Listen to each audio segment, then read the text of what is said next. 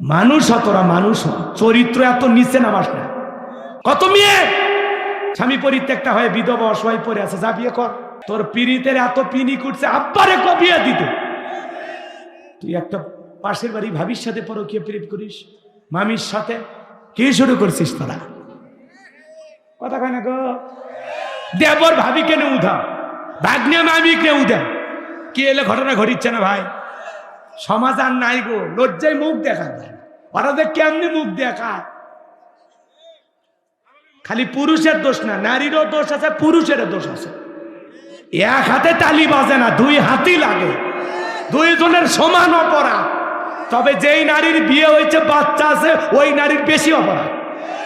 তোর স্বামী থাকতে আর একটা ছেলের দিকে কেমনি নজর যায়? তোর নজর এত খারাপ কেন? ও দেশে টিকটক আসিয়া সব গেল ভাসিয়া, ও দেশে টিকটক আসিয়া সব গেল ভাসিয়া, সিদ্দিক সোরা নায়ক হইছে আইডি খুলিয়া। এই মোবাইলে হাই কি জাদু আছে ভাই, এই মোবাইলে হাই কি জাদু আছে ভাই, পোলা পান বই যাচ্ছে, পড়ালেখা তুইলা রাখছে সপ্তম আকাশে। পড়াশুনে নেই, খালি মোবাইলে পড়ে থাকে। এই যুবক, তোদের পায়ে হাত দে, আইজ দুটো পা, আমি মুসাফির, তোদের পা ধরলাম। যারা বিয়ে করিসনি সোনা, এ কলিজার ভাই, বিয়ের আগে কোনো অবৈধ প্রেম ভালোবাসা করবি না। ওয়াল্লাযীনা হুম লিফুরুজিহিম হাফিজুন, আল্লাহ বলেন মুমিন তোমার যৌবনটাকে সংযত রাখো, নিজের যৌবনটাকে কন্ট্রোল করো, নিজের যৌবনটাকে হেফাজত করো। মুমিনের যৌবন হোটেলে পার্কে বিক্রি হবে না। মুমিন কোনোদিন বিয়ের আগে অবৈধ কোনো প্রেম ভালোবাসা পরকীয়ার মতো অভিশাপ করতে পারে না। পরকীয়া এটা ভাইরাসের মতো বিষাক্ত, সবলের মতো পুরো সংসারকে তছনছ করে দেয়।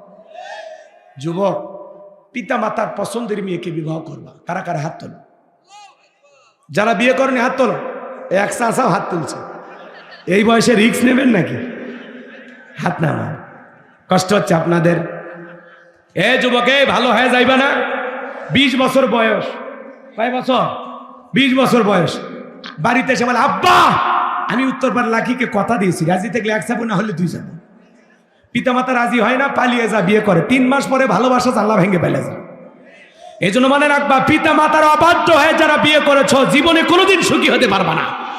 পিতা মাতার দোয়া আছে যেখানে ভাগ্য খুলবে, মুরব্বীদের দোয়া আছে যেখানে কল্যাণ আছে। খবরদার যুবক, ভুল সিদ্ধান্ত জীবনে নিস না। পুইরা সইলা মুইরা শেষ হয়ে যায়, এই আগুন নিভবে না, ঠিক আছে? খবরদার কারো প্রতি জুলুম করবেন। ওরা কষ্ট দিয়েছে থেকে আমি কষ্ট দিব কেন রে ভাই? ওরা কষ্ট দিয়েছে, আমরা সুখ দিব, আরাম দিব। কিন্তু যারা বড় বড় অপরাধ করছে ওদের ছাড় নাই। যারা 11 লক্ষ কোটি টাকা দুর্নীতি করেছে, বিদেশে পাচার করেছে, ওদের ছাড় নাই। যারা বিদেশে বাড়ি বানাইছে ওদের ছাড় নাই, ওদের ধর্ম। দেখা যাক কি হয়, কত দূর যাওয়া যায়। কষ্ট হচ্ছে নাকি আপনাদের? মন খারাপ করেছে? তাহলে আগামীতে কি সিদ্ধান্ত না লাগবে বুঝে শুনে মনে থাকবে তো। আমার ভাইয়েরা, হযরত ওসমান ডেকে বলে নবী গো, আমার বাড়িতে তরবারি আছে 27 ইঞ্চি লম্বা। আমার নবী বলে ওসমান তরবারিটা আনো। হযরত ওসমান তরবারি এনে দিলেন। নবীজি হযরত আলীর হাতে তরবারি দিলেন। হযরত আলী তরবারি পায়ে মারছে দৌড়। আমার নবী বলে আলী রে, এত জোরে কেন দৌড় মারো? ডেকে বলে নবী গো, আপনার চেহারা দেখার আগে ওরে আমি লাল কার্ড দেখাবো। এই কথা বলে হযরত আলী দৌড়াইতে লাগলেন। দৌড়াইতে দৌড়াইতে দৌড়াইতে দৌড়াইতে আমরের মুখোমুখি হয়ে গেছে। হযরত আলীকে দেখা মাত্র আমর ডেকে বলে, কি রে পিচ্চি আলী, তুই কেন আমার সামনে? হযরত আলী বলে, পিচ্চি না কি পরে বুঝাইতেছি, কথায় আছে ছোট মরিচের ঝাল বেশি। হযরত আলী এইবার তরবারিতে ডাক টানতেছেন আর একটা দোয়া পড়তেছেন। ওই দোয়া পরে পরে যদি বাড়ির চতুর্দিকে ফু দিতে পারেন, বড় বড় দুর্ঘটনার হাত থেকে আল্লাহ আপনার পরিবারকে হেফাজত করবেন। আল্লাহু আকবার বলেন। হযরত আলী এবার দাগ টানতেছেন, বাজান গো আমার, সুন্দর করে দাগ টানতেছেন, দাগ টানতেছেন। দাগটা টানার পরে তরবারিটা উঁচু করে বলতেছে, এই কাফেরের বেটা, তোর যদি সাহস থাকে দাগটা পার হইয়া নবীজির কাল্লা নিতে যায়, এ আয় আয়। ভাই, একটা আওয়াজই অনেক কিছু। আরো আসতে কোন ঠিক? বাড়িতে ঢুকছে চোর, বাড়িওয়ালা হলো ল্যাংরা, দুটা পায় না, কিছু না পায়। জবান দিয়ে যদি খালি একটা আওয়াজ দেয়, কে রে, চোর থাকবি না, ভাগে দৌড় মারবি। একটা আওয়াজেই অনেক কিছু। মুসলমান যখন বলে লিল্লাহে তাকবীর, এটাই মুসলমানের সবচেয়ে বড় হাতিয়ার। খালি দেন না একটা তাকবীর, দেখেন এলাকা কাঁপে উঠে। লিল্লাহে তাকবীর, এই যে আশেপাশে শয়তান নাই, দৌড়েছে ভারতের বর্ডারে চলে গেছে। কারণ সুবহানাল্লাহ আলহামদুলিল্লাহ জিকির করলে শয়তান কাছে বসে থাকে। যখনই বলবেন আল্লাহু আকবার, এই স্লোগান শুনলে ওর গায়ে আগুন লেগে যায়। কথা কন আমার ভাইয়েরা, লম্বা করব না, আমি যে কথা বলতে চাই, হযরত আলী তরবারটা উঁচু করে বলে, এই মক্কার মহাবীর আমর, তোর যদি সাহস থাকে দাগটা পার হয়া নবীজির কাল্লা নিতে যা। আল্লাহু আকবার বলে। হযরত আলী আর আমর বাজা ভাব, পুরো ঘটনাটাকে আপনারা শুনবেন। কারা কারা শুনতে চান দুইটা হাত তুলে আল্লাহকে দেখান, লিল্লাহে তাকবীর। তাহলে আমি যে কথা বলতে চাচ্ছিলাম বাজান, পুরো পৃথিবীর ক্ষমতা আল্লাহ 4 জন মানুষকে দিয়েছিল। জোরে বলেন কয়জন? এর মধ্যে 2 জন ইমানদার আর 2 জন হলো কাফের। 2 জন ইমানদারের মধ্যে একজন হলো নবী সুলাইমান আলাইহিস সালাম, যাকে আল্লাহ পাক পুরো পৃথিবীর রাজত্ব পাওয়ার ক্ষমতা দিয়েছিলেন। সুবহানাল্লাহ বল। নবী সুলাইমান আলাইহিস সালামকে আল্লাহ রাব্বুল আলামিন সুন্দর একটা তক্তের সিংহাসন দিয়েছিলেন। বাতাসকে যে কোনো অর্ডার দিতেন, বাতাস পয়গম্বরের যেখানে নির্দেশ দিতেন সেখানেই পয়গম্বরকে পৌঁছায় দিতেন। বলেন সুবহানাল্লাহ। রাগ করতেছেন আপনারা? সুলাইমানকে দিলেন আল্লাহ তক্তে তাকাব্বরি, আইয়ুব আলাইহিস সালামকে দিলেন আল্লাহ রহিমা সুন্দরী। জোরে কোন মারহাবা। তক্তে তাকাব্বরি দিয়েছিলেন আল্লাহ নবী সুলাইমানকে। এ ভাইয়ের আমার, মানব দানব জিন ইনসান সকলেই তার হুকুম মানতে বাধ্য ছিল। আরে কি সুন্দর নবী সুলাইমান আলাইহিস সালাম, যাকে আল্লাহ রাব্বুল আলামিন পুরো পৃথিবীর রাজত্ব পাওয়ার ক্ষমতা দিয়েছিলেন। নবী সুলাইমান আলাইহিস সালামের অনেক ঘটনা কাহিনী আছে বাজান, সেই কথাগুলো বলতে গেলে 2-3 ঘন্টা আলোচনা করা লাগবে। এত সময় আপনাদের হাতেও নাই, আমার হাতেও নাই। কথা বলেন ঠিক কি না? এখন জাহাজ গাড়ি হাওয়াই চলে, ওগো কলেরই বিধান। একদিন বিনা কলে হাওয়াই চলতো নবী সুলাইমান, মোরা সেই মুসলমান। আল্লাহু আকবার। নবী সুলাইমান আলাইহিস সালাম, যার কথা মানব দানব জিন ইনসান সকলেই শুনত। পশু কি বলে নবী বুঝতো, পাখি কি বলে বুঝতো, পিপিলিকা কি বলে বুঝতো। সুবহানাল্লাহ। ওয়ালাকাদ আতাইনা দাউদা সুলাইমানা ইলমা, আমি পয়গম্বর দাউদ এবং সুলাইমানকে ইলম দিয়েছিলাম, জ্ঞান দিয়েছিলাম। সুবহানাল্লাহ। তাহলে 1 নাম্বার, নবী সুলাইমান আলাইহিস সালামকে আল্লাহ রাব্বুল আলামিন পুরো পৃথিবীর রাজত্ব পাওয়ার ক্ষমতা দিয়েছিলেন। 2 নাম্বার, বাদশা জুলকারনাইনকে আল্লাহ পাক পুরো পৃথিবীর রাজত্ব পাওয়ার ক্ষমতা দিয়েছিলেন। এই পৃথিবীর জমিনে 1 নয় 2 নয়, বাদশা জুলকারনাইনকে আল্লাহ রাব্বুল আলামিন 1600 বছর হায়াত দিয়েছিলেন। বলুন সুবহানাল্লাহ। আপনার আমার বাপদাদার 14 গোষ্ঠীর হায়াত এক জায়গায় করলে 1600 বছর হবে, উনি একাই বেঁচে ছিল। সুবহানাল্লাহ। এত বছর ক্ষমতা পাওয়া, রাজত্ব পাওয়ার পরে কোনোদিন জুলুম করে নাই, ন্যায় বিচার আদল নিচে প্রতিষ্ঠিত করেছিলেন। ইয়াজুজ মাজুজের ঘটনা আপনারা শুনেছিলেন। সেই বিশাল প্রাচীর নির্মাণ করে দিয়েছিলেন যিনি, তার নাম বাদশা জুলকারনাইন। সুবহানাল্লাহ। অনেক কথা আছে। বাদশা জুলকারনাইনকে আল্লাহ পাক একটা ঘোড়া দিয়েছিলেন পৃথিবী ভ্রমণের জন্য। যখন ওই ঘোড়ায় উঠে চাবুক মারতেন, এক কদমে হাজার হাজার মাইল রাস্তা পাড়ি দিত। আল্লাহু আকবার বলেন। সূর্য উদয় হতে সূর্য অস্তগামী পর্যন্ত, পূর্ব থেকে পশ্চিম পর্যন্ত পুরোটা পৃথিবীর ক্ষমতা আল্লাহ বাদশা জুলকারনাইনকেও দিয়েছিলেন। বলেন সুবহানাল্লাহ। তাহলে 2 জন ইমানদার, একজন নবী সুলাইমান আর একজন বাদশা জুলকারনাইন। আর 2 জন কাফেরকে আল্লাহ পাক পুরো পৃথিবীর রাজত্ব বাবার ক্ষমতা দিয়েছিলেন। এর মধ্যে একজন জালেম বাদশার নাম ছিল বাদশা বখতেনাসর। কি বাদশা? বাদশা বখতেনাসরকে আল্লাহ রাব্বুল আলামিন পুরো পৃথিবীর রাজত্ব পাওয়ার ক্ষমতা দিয়েছিল। ওই জামানা আল্লাহ রাব্বুল আলামিন তার একজন পয়গম্বর পাঠিয়েছিলেন, সেই নবীর নাম ছিল দানিয়াল।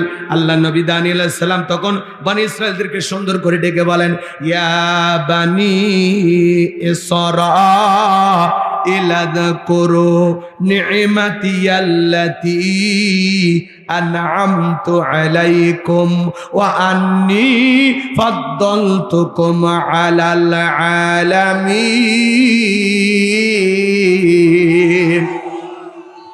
আল্লাহ নবী দানিয়েল ডেকে বলে, ও বনি ইসরাঈল উম্মতেরা, দাম্ভিকতা করো না, অহংকার করো না।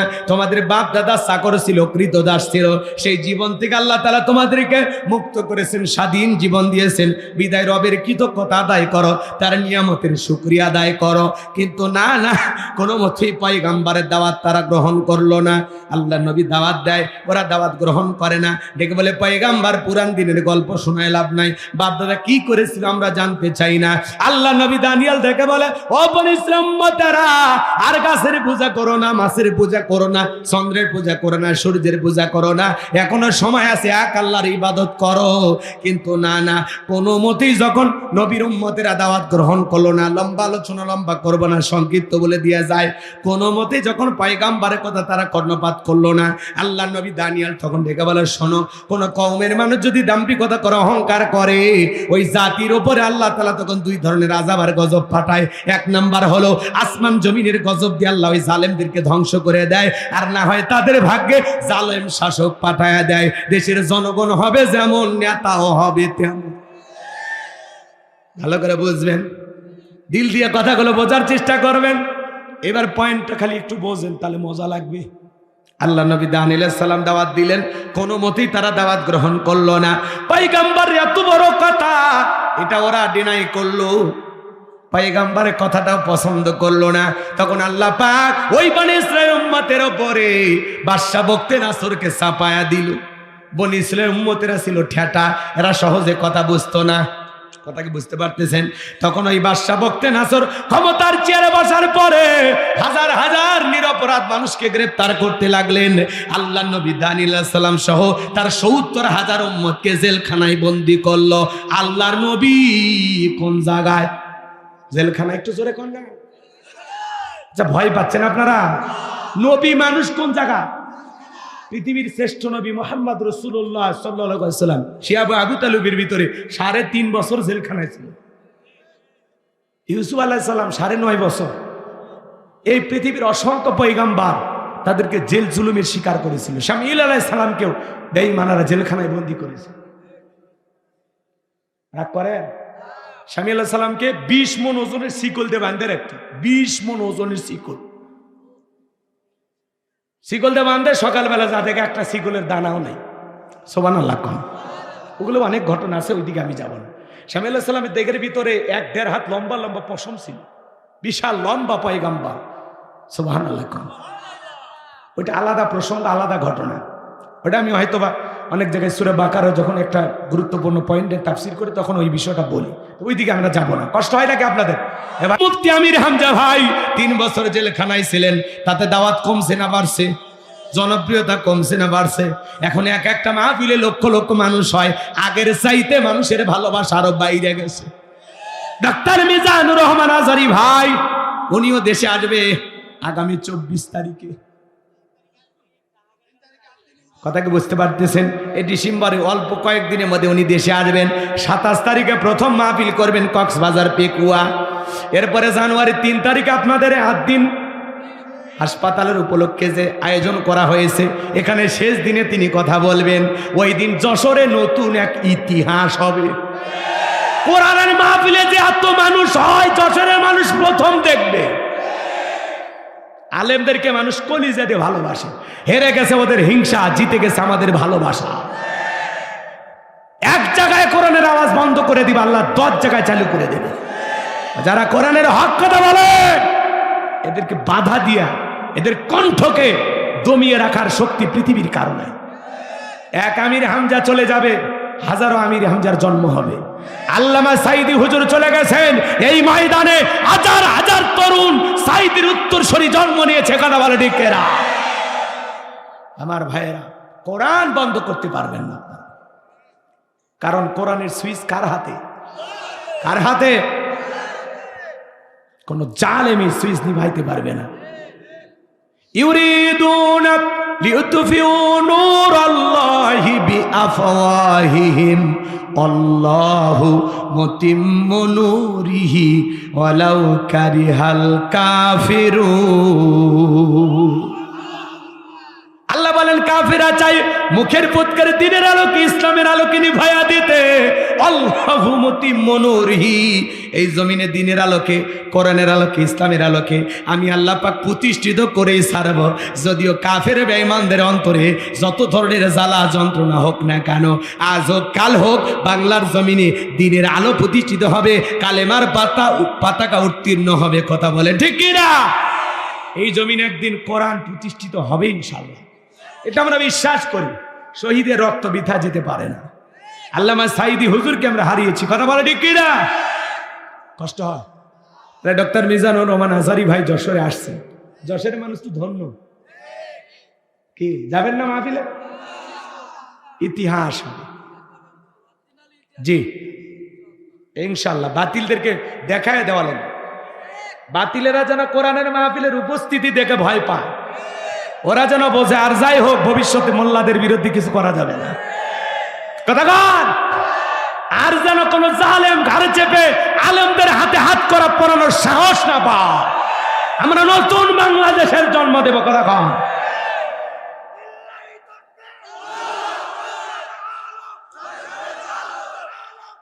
তাহলে আদিনের সেই আকিজ গ্রুপের মাহফিলকে আল্লাহ কবুল করুন। জোরে বলো না আমি। শাইখ আহমদুল্লাহ আসবেন, আব্দুল হাই মোহাম্মদ সাইফুল, আল্লামা মামুনুল হক, মুফতি আমির হামজা ভাই, ডক্টর মিজানুর রহমান আজহারী। তারকাদের মেলা, আলেমদের মিলন মেলা। কথা কন ঠিক কিনা? আল্লাহ এই মিলন মেলাকে কবুল করেন। এটা জোরে কর না আমিন। কষ্ট হয়েছে? আমি কি ওয়াজ করবো না দোয়া করবো? তাহলে আল্লাহর নবী কোন জায়গায়? জেলখানা। জোরে বলেন কোন জায়গায়? আমার ভাইয়েরা, আল্লাহর নবী দানিয়েল আলাইহিস সালাম উম্মতদেরকে ডেকে বলে, কি ব্যাপার? কই গেল তোমাদের গাড়ি বাড়ি? কই গেল অহংকার? কই গেল তোমাদের ভালো থাকার দিন? ডেকে বলে, পয়গাম্বার আপনার কথা যা দিবালকের মতো সত্য হবে আমরা বুঝতে পারি নাই গো পয়গাম্বার। যা করেছি ভুল করেছি, এখন থেকে আমরা তওবা করে ফিরে আসতে চাই। এখন থেকে আমরা এক আল্লাহর ইবাদত করব। আপনি যা বলবেন আমরা তাই শুনবো। আল্লাহু আকবার। আল্লাহ নবী দানিয়েল ডেকে বলেন, শোনো, তোমরা যদি তওবা করে ফিরে আসতে চাও তাহলে শুনে নাও, আজকে রাত 12টার পরে আমি যখন আল্লাহ বলে ডাক দেব, আমার সঙ্গে তোমরা সবাই ঘুম থেকে জাগ্রত হয়ে আল্লাহ বলে ডাক দিবা। আমরা সিজদায় লুটিয়ে পড়বো, কাকুতি মিনতি সহকারে আল্লাহর কাছে দোয়া করব। একমাত্র আল্লাহই পারে বাদশা বখতিয়ার জেলখানা থেকে মুক্ত করার ব্যবস্থা করে দিতে। আল্লাহ নবী দানিয়েল আলাইহিস সালাম রাত 12টা বেজে গেছে যখন সিজদায় লুটিয়ে পড়ে আল্লাহকে ডাক দিয়েছেন, আল্লাহ। একটু সবাই ভালোবেসে ডাক দেন আল্লাহ। সবাই একটু মহব্বতে ডাক দেন আল্লাহ। আল্লাহু আকবার। আল্লাহ আল্লাহ বলে মানে কলিজাটা ভরে যায়, কোনো ফাঁকা থাকে না। আল্লাহু আকবার যে বলে, জোরে বলছেন, হাড়ে কোনো সমস্যা থাকলে আল্লাহ দূর করে দিন। আমার ভাইয়েরা গভীর মনোযোগ দিয়ে শোনেন। পয়গাম্বার এইবার সিজদায় লুটিয়ে পড়ে কাকুতি মিনতি সহকারে আল্লাহর কাছে দোয়া করলেন আর কান্না করতে লাগলেন। ডেকে বলেন, আল্লাহ আমার উম্মতেরা ভুল বুঝতে পেরেছে, এখন থেকে আর গাছের পূজা মাছের পূজা করবে না, একমাত্র আপনার ইবাদত করবে। আল্লাহ গো, আপনি আমার উম্মতদেরকে মাফ করে দেন। পয়গাম্বার যখন চোখের পানি ছেড়ে দিয়ে উম্মতদেরকে নিয়ে কান্নাকাটি করে, আল্লাহ ডেকে বলে, পয়গাম্বার দোয়া মঞ্জুর হয়ে গেছে, আর কান্নাকাটি করতে হবে না। আমি আল্লাহ রাব্বুল আলামিন অচিরেই বাদশা বখতিয়ার জেলখানা থেকে মুক্ত করার ব্যবস্থা করে দেব। বলুন আল্লাহু আকবার। ওই রাত্রিতে বাদশা বখতিয়ারকে আল্লাহ পাক মারাত্মক একটা ভয়ঙ্কর স্বপ্ন দেখায় দিয়েছে। ওই স্বপ্ন দেখে জালেম বাদশা বখতিয়ার ঘুম থেকে চিৎকার মেরে উঠছে। আশেপাশের লোকজন যারা নিরাপত্তা কর্মী আছে, যারা সিকিউরিটি দেয়, ওরা এসে বলে, নেতা এত জোরে চিৎকার মারলেন, ব্যাপারটা কি? বলে, চেহারা দেখে বোঝো না আতঙ্কে আছি। তাড়াতাড়ি এই দেশের সাথে কেন স্বামী স্ত্রীর মতো সময় কাটালো বলেন? আচ্ছা, এই কথাটা মুখ দিয়ে বলতে তো লজ্জা লাগেনি? এই নারী তো লজ্জা লাগেনি? তোর ভিতরে লজ্জা নাই? কেমনে পারিস এই কথা বলতে? যেই ছেলে আমাকে বিবাহের প্রলোভন দেখায় একাধিকবার, তোর মুখে আটকায় না?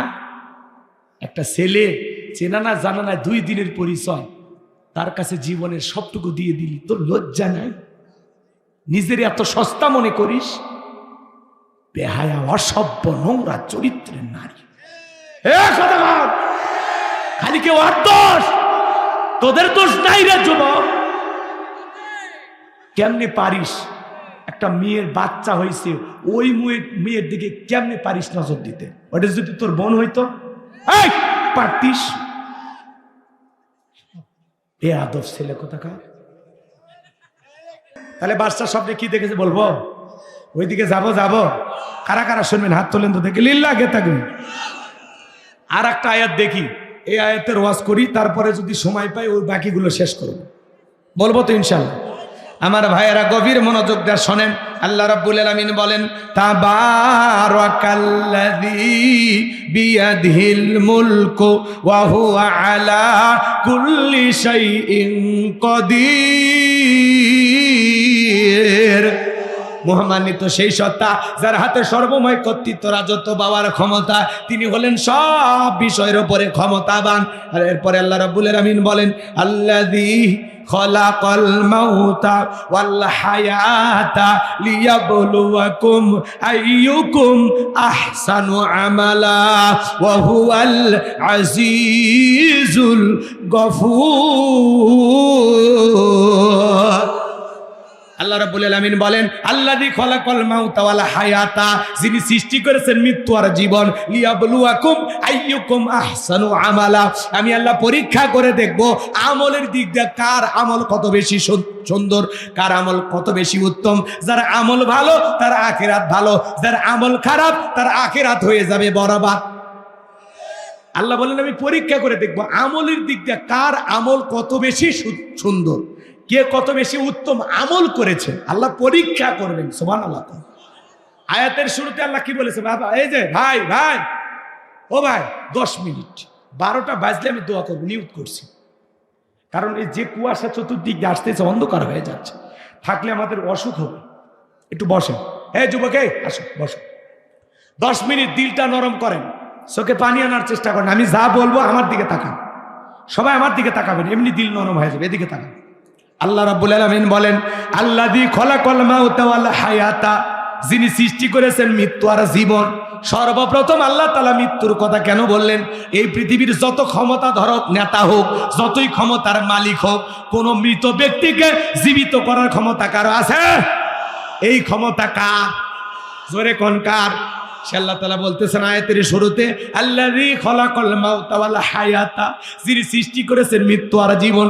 সর্বপ্রথম আল্লাহ তাআলা মৃত্যুর কথা কেন বললেন? বাজান গো আমার, এই দুনিয়াতে আসার একটা সিরিয়াল আছে, যাওয়ার কিন্তু কোনো সিরিয়াল নাই। দাদা আসছে, দাদার পরে বাবা আসছে, বাবার পরে আমি আসলাম, আমার পরে আমার সন্তানের আসলো। কিন্তু যাওয়ার বেলায় দাদার আগে নাতি চলে যায়, বাবার আগে সন্তান চলে যায়, বাবার কাঁধে সন্তানের লাশ। এটা দুনিয়ার সব চাইতে ভারী বোঝা।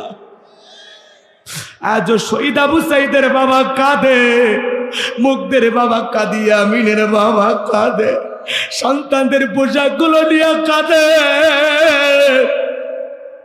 বাবার কাঁধে সন্তানের লাশ। এটা দুনিয়ার সবচেয়ে ভারী বোঝা। এই বোঝা বহন করার ক্ষমতা সব বাবার থাকে না। একটা সন্তান দুনিয়াতে আসবে, 9-10 মাস আগে খবর জানা যায়, কিন্তু একটা মানুষ বিদায় নেবে 9 সেকেন্ড আগেও জানা যায় না কার কখন মৃত্যু হবে। আল্লাহ রাব্বুল আলামিন বলেন, কুল্লু নাফসিন যায়িকাতুল মাউত, প্রত্যেক প্রাণীকেই মৃত্যুর স্বাদ গ্রহণ করা লাগবে।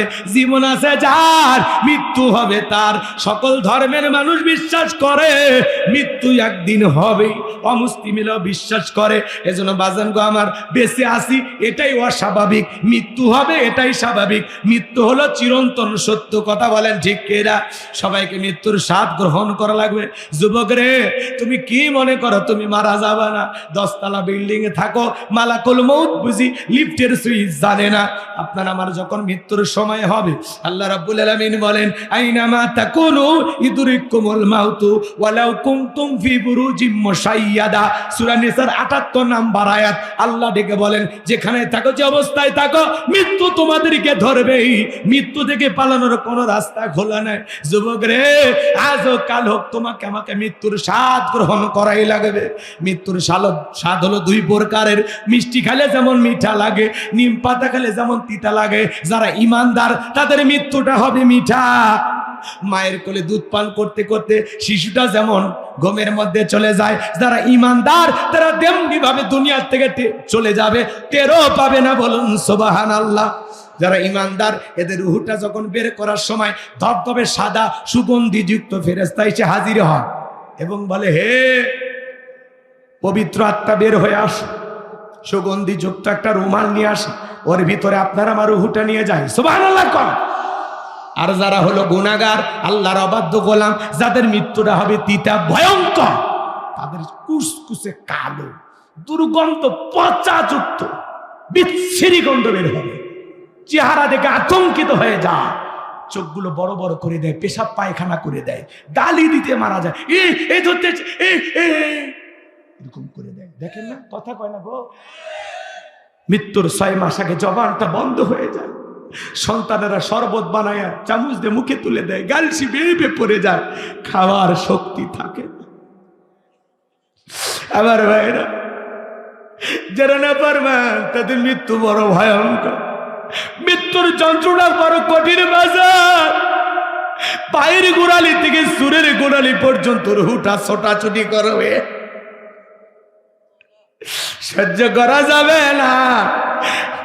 আল্লাহ নবী ইদ্রিস আলাইহিস সালামকে জিজ্ঞাসা করা হয়েছে, মৃত্যুর যন্ত্রটা আপনার কাছে কেমন মনে হয়েছে? আল্লাহ নবী ইদ্রিস আলাইহিস সালাম ডেকে বলেন, জ্যান্ত ছাগলের গা থেকে চামড়া খসাইলে ছাগলের যেমন কষ্ট হয়, আমার কাছে মৃত্যুর যন্ত্রণা তেমনি কষ্টকর মনে হয়েছে। মৃত্যুর যন্ত্রণা বড় কঠিন বাজার। নবীজির ইন্তেকালের সময় হযরতে ফাতেমা অজরে চোখের পানি ছেড়ে দিয়া কান্না করেন, নবী আমার অসুস্থ, দুনিয়ার থেকে বিদায় নিয়ে চলে যাবেন। ফাতেমার চোখের পানি দেখে আবার নবী ডেকে বলে, মা ফাতেমা, তোর চোখের পানি আমি নবী সইতে পারি না। আমার ভাইয়েরা, ফাতেমার চোখের পানি যেমন নবী সহ্য করতে পারতেন না, নবীর কষ্ট ফাতেমা সহ্য করতে পারতেন না। একদিন জঙ্গলের উঠে যা ফাতেমাকে সালাম দেয়, ফাতেমা ডেকে বল, আমার নারী জীবন ধন্য। একটা জঙ্গলের উঠে আমি ভাত করি, চোখ দুটো বন্ধ করে আমি আমার মা আমেনাকে দেখতে পাইলাম। মনে হয় আমার মা আমেনা এসে আমার সেবা করতেছে। আজ থেকে তুই আমার মেয়ে না, তুই আমার মা ফাতেমা। নবীজিকে ডেকে বলে, আব্বা কেন কান্না করেন, কি হয়েছে আপনারা বলেন। আমার নবী ডেকে বলে, মা ফাতেমা, আমি তোর মা খাদিজার কথা ভেবে কান্না করি না, চাচা আবু তালিবের কথা ভেবে কান্না করি না। আমাকে যখন মেরাজ করতে নিয়ে যাও হলো মা, জিবরাইল যখন জান্নাতটা ভ্রমণ করে দেখাইলো মা, জান্নাত দেখে দিলটা হয়ে গেল খুশি। আল্লাহর কাছে দোয়া করলাম, বেশি বেশি আমার গুনাহগার উম্মত যেন হয় জান্নাতবাসী। ও মা, এরপরে জিবরাইল বলেন, নবী গো, জান্নাত দেখে আপনার কেমন লাগছে? আমার নবী বলেন, আলহামদুলিল্লাহ, এত সুন্দর নিয়ামতে ভরা জান্নাত, যা কল্পনা করেছি তার চাইতে অনেক গুণ বেশি সুন্দর। এরপরে জিবরাইল বলে, নবী চলেন একটু জাহান্নামটা ঘুরে দেখায়। আমার নবী ডেকে বলে, মা আমাকে যখন মেরাজ করতে গিয়ে জাহান্নামের ভিতরে প্রবেশ করানো হলো, আমি তাকায় দেখি জাহান্নামে পুরুষের চাইতে নারীদের সংখ্যাই হলো বেশি। জাহান্নামের ভিতরে তাকায় দেখলাম মা, এক শ্রেণী নারীদের চুলের মুঠিগুলো আসমানের দিকে তুলে ধরা হয়েছে, পা থেকে মাথা পর্যন্ত জাহান্নামের আগুন দাউ দাউ করে জ্বলতেছে। মা গরম পানি যেরকম থকবক থকবক করে রে মা, জাহান্নামের আগুনে মহিলাদের দেহটা ওইরকম থকবক থকবক করতেছে। জাহান্নামের কৃষ্ণবরণ কালো আগুনগুলো তাদেরকে জ্বালায়া দেয়, আর ওই মহিলাদের চিৎকারে মনে হয় আসমান জমিন ভেঙে পড়বে। আমি একবার তাকাইয়া আর তাকাইতে পারি নাই। ও মা, আমি তখন ডেকে বললাম, মালাকুল জিবরাইল রে, বল না বল, এই নারীদের কি এমন অপরাধ, কেন তাদেরকে এইভাবে শাস্তি দেওয়া হচ্ছে? জিবরাইল বলেন, নবী গো, এই সমস্ত নারী তো তারাই যারা দুনিয়াতে মাথায় কাপড় দিত না, বেপরদায় চলাফেরা করত, স্বামীর কৃতজ্ঞতা প্রকাশ করত না, স্বামীকে টাইম দিত না। নারীরা দুইটা অপরাধে জাহান্নামে যাবে, একটা পর্দা আর একটা স্বামীর নাশুকরি। ফাতেমা ডেকে বলেন, আব্বা এই যদি হয় জাহান্নামী নারীদের শাস্তি, আমি ফাতেমা আজ থেকে আরো বেশি পর্দার গুরুত্ব বাড়াইয়া দিব। ও যশোরের মা বোনেরা, ফাতেমা যদি জাহান্নামী নারীদের শাস্তির কথা শুনে পর্দার গুরুত্ব আর বাড়াইতে চাই, মা আপনাদের কি পর্দা করার দরকার নেই? হযরতে ফাতেমা যেদিন দুনিয়ার জমিন থেকে বিদায় নিয়ে যাবেন, মৃত্যুর আগেও পর্দার কথা ভুলে যান নাই। আল্লাহু আকবার। ফাতেমা সেই দিন হাসান আর হোসাইনকে সুন্দর করে গোসল করায় দিয়েছে, সাজাইছে সন্তানদেরকে, নিজেও গোসল করে সেজেছেন। হযরত আলী দরজায় ডাক দিলেন, ফাতেমা দরজাটা খুলে দিলেন। হযরত আলী তাকায়া দেখে ফাতেমা সুন্দর করে সেজে আছে। বউ যদি সেজে থাকে স্বামীর ভালো লাগে না খারাপ লাগে? বউকে সাজা দেখা মাত্রই হযরত আলী মাথার টুপি খুলছে, টুপি খুলে ফাতেমাকে বুকের সঙ্গে জড়ায়া নিল। দেখে বলে, ফাতেমা এতদিন তুমি অসুস্থ ছিলে, আজকে সুস্থ হয়েছো, সুন্দর করে সেজেছো, আজকে তোমাকে বড় বেশি সুন্দর দেখাচ্ছে। মাঝে মাঝে বইয়ের সৌন্দর্যের প্রশংসা করবেন। আর নারীদেরকে বলে যায়, মা মাঝে মাঝে না, প্রতি রাতেই স্বামী আসলে প্রতি রাতেই সেজে থাকবেন। কথা কয় না, স্বামীর জন্য সাজাও, শাস্তি যে সময়টা যাবে এই সময়টা নফল নামাজ পড়লে যে সব, আল্লাহ সেই সব দান করবেন। আচ্ছা খারাপ লাগতেছে কি দোয়া করবো? বলবো আমার ভাইয়েরা, হযরতে ফাতেমা ডেকে বলে, স্বামী দু চোখ ভরে দেখে নাও, তোমার ফাতেমার কোনোদিন তোমার জন্য এমন করে সাজাবে না। আজকে রাত্রিতেই ফাতেমা বিদায় নিয়ে চলে যাবে। একটা গাছের গোড়া কেটে দিলে গাছটা যেমন ঠাস করে পড়ে যায়, হযরত আলীর অবস্থা হয়ে গেল তাই। ডেকে বলে, ফাতেমা তুমি যদি চলে যাও, আমি আলীকে ভালোবাসার মতো মানুষ তার দুনিয়াতে থাকবে না। তুমি যদি চলে যাও ফাতেমা, আমার হাসান আর হুসাইনকে কারা আদর করবে, কারা ভালোবাসবে? ও ফাতেমা এইভাবে চলে যায়। ডেকে বলে, স্বামী দুনিয়া তো থাকার জায়গা, আসলে যেতেই হবে। দুনিয়া চিরকাল থাকার জায়গা।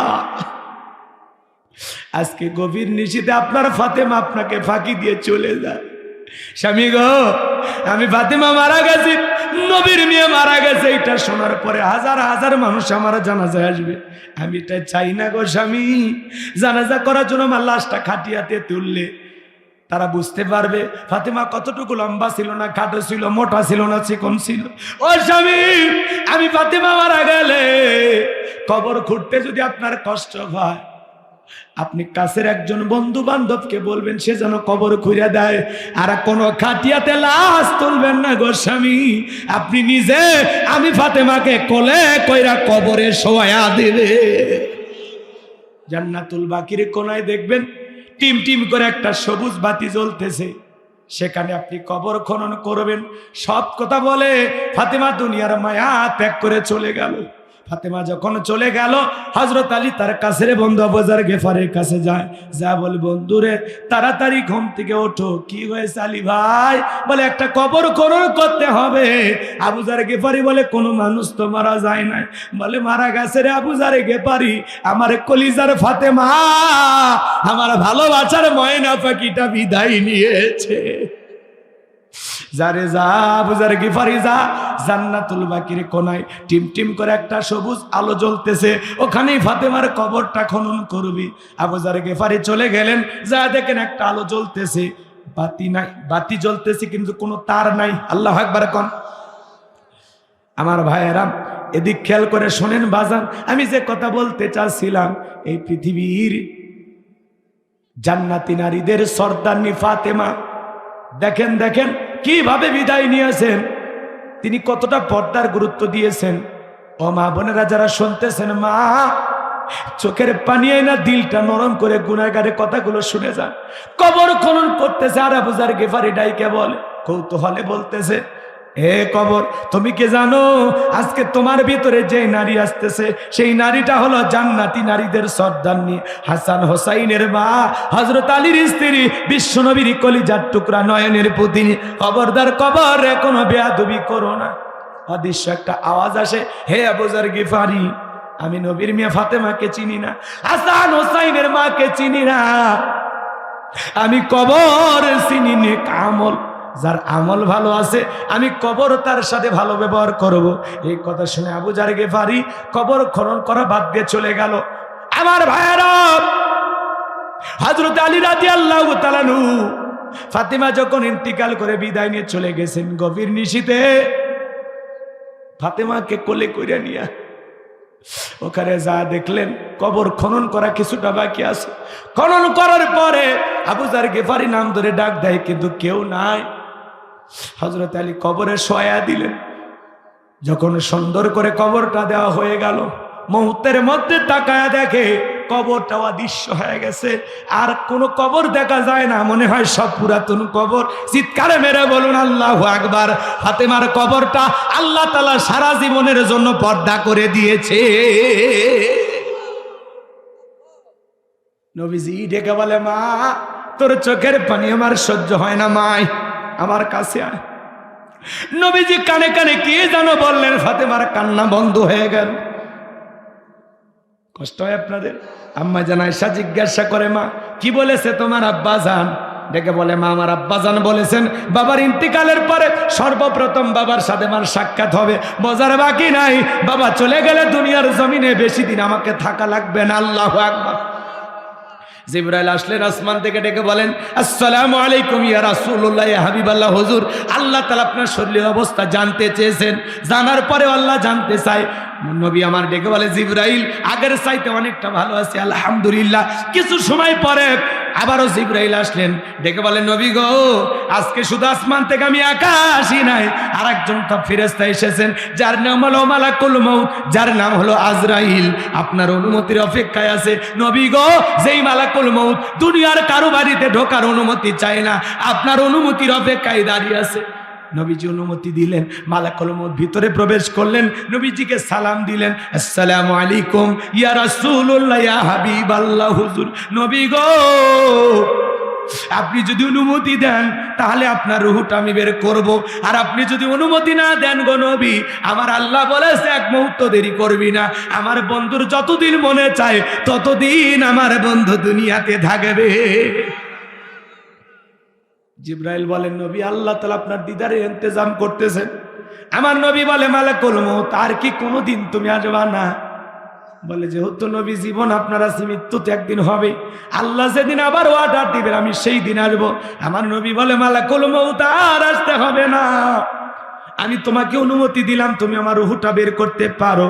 নবীজি যখন অনুমতি দিলেন বাজার, নবীজির রূহটা বের করার জন্য যখন মালাকুল মউত বিশ্ব নবীর বুকের উপরে হাত রেখে দিয়েছেন, হাতের এত ওজন, আমার নবী চোখের পানি ছেড়ে দিয়ে কান্দে আর দেখে বলে, মালাকুল মউত রে সহ্য করতে পারি না, তাড়াতাড়ি বুকের উপর থেকে হাত নামায় না, হাতটা চড়ায় নে, মালাকুল মউত সহ্য করতে পারি না। বলেছেন, হে মালাকুল মউত জীবনে তোরে কোনোদিন বলি না, আজকে এমন একটা মানুষের রূহ নিতে যাবি যেই মানুষটাকে আমি আল্লাহ বড় ভালোবাসি, খবরদার মালাকুল মউত আমার বন্ধুর যেন কষ্ট না হয়। বিশ্বাস করেন নবী, এই দুনিয়ার সব চাইতে কম কষ্ট দিয়া আপনার রূহটা বের করে আমি চেষ্টা করতেছি। আমার নবী বলে, মালাকুল মউত এই যে হয় দুনিয়ার সব চাইতে কম কষ্ট আমার উম্মতের সহ্য করতে পারবে, আমারে কথা দে আমার উম্মতকে কষ্ট দিবি না। মালাকুল মউত ডেকে বলে, নবী আপনার উম্মতের মধ্যে যারা আপনার রেখে যাওয়া আদর্শ মোতাবেক চলবে, ও নবী আল্লাহর বিধান মোতাবেক চলবে, নবী কথা দিলাম তাদের রূহটা বের করার সময় আমি ইহসান করব, দয়া করব। এইবার দ্বিতীয়বার যখন হাত রেখে দিয়েছেন, আমার নবী আবারও কাঁদলেন আর বলে, মালাকুল মউত সহ্য হয় না রে, মালাকুল মউত হাত নামায় নেন, নামায় নেন। আমার কাছে মনে হয় উহুদ পাহাড় আমার বুকের উপরে চেপে ধরাইছে, তো দুইটা হাতের ওজন এত লাগে, এত। চিন্তা করেন বাজার, চিন্তা করেন নবীজির কাছে যদি মৃত্যুর যন্ত্রণা এমন মনে হয়, আপনার আমার কত ভয়ঙ্কর হবে, কত কঠিন হতে পারে। তৃতীয়বার যখন হাতটা রেখে দিয়েছেন, নবীর রূহটা বের হয়ে যাবে, ওই সময় আপনার আমার নবী ইন্তেকালের সময় কয়েকটি কথা বললেন, তার মধ্যে বললেন আসসালাত আসসালাত, ও আমার উম্মতেরা নামাজ নামাজ নামাজ ছাইরো না। নাতির কথা বললেন না, জামাইয়ের কথা বললেন না, উম্মতকে ডেকে বললেন ও আমার উম্মতেরা আসসালাত আসসালাত। হাত নামান আমার ভাইয়েরা। প্রচন্ড কুয়াশা, আপনাদের কষ্ট হচ্ছে, এরপরে আপনারা আমার কথা শুনতেছেন, আরো বললে আরো শুনবেন, কিন্তু আসলে এরকম কুয়াশায় থাকলে আপনারা অসুস্থ হয়ে যাবেন।